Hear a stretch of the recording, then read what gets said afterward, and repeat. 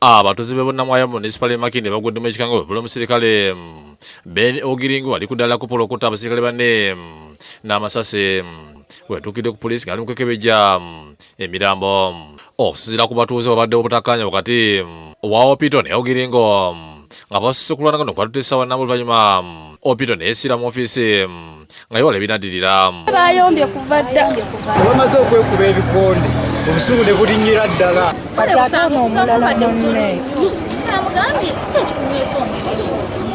Ogiringo ne kimumalira n'asinzira ebweru n'akuba amasasi agayise mu nzigi za ofiisi ne gatta Opito era oluvannyuma n'agasasanya wabweru agasiwa UPDF.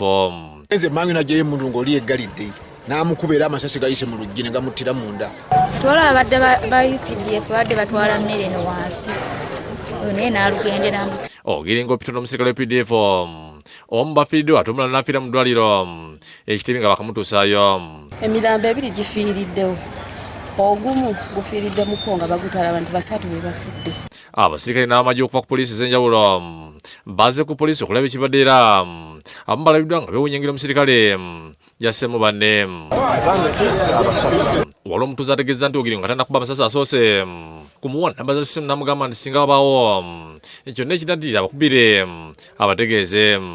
Nenkwata pene nsopula ne mbimutwalira n'angamba wandika zino enamba naye kintukako kyonna njagala okubira eki baganda bange okujja wano ku dduuka ne ŋŋamba bakasitoma ne bagamba ono omusajja ampadde zino enamba naye alabika agenda kukola ki alina kyagenda okwetuusaako kange ne ŋŋamba ani osi kati mbadde nakatuuka okuwulira amasasi nga kakola ki. Abatuuze bakubaganye empawa kwengeri abasirikale bakwatamu emmondo nga tebagenda kukola sakuno ogenda mu bbala nazo. Singa emundu baziteekako wansi oba mu ofiisi ne zibeerako awo ne babeera open. LDU yali talina kukwata mundu budde buno kuba ab'emmundu abasinga buli muntu osanga LDU 5 balina emmundu 50. buli omukulu yekka yabeeranga n'emmundu naye kati n'atamanyi n'ayiga n'amuyiga ayina emmundu. Poliisi ekakasizza ettemu lino.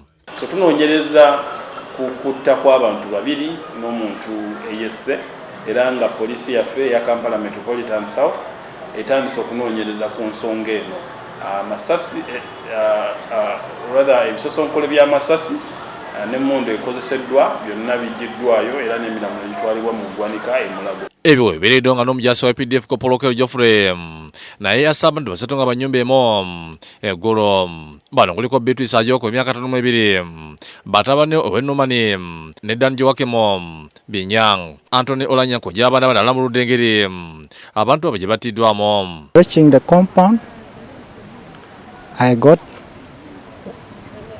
one person had already died. Then another one was lying on the ground. Blood was coming from the chest. Then I rushed inside into the house. I got their mother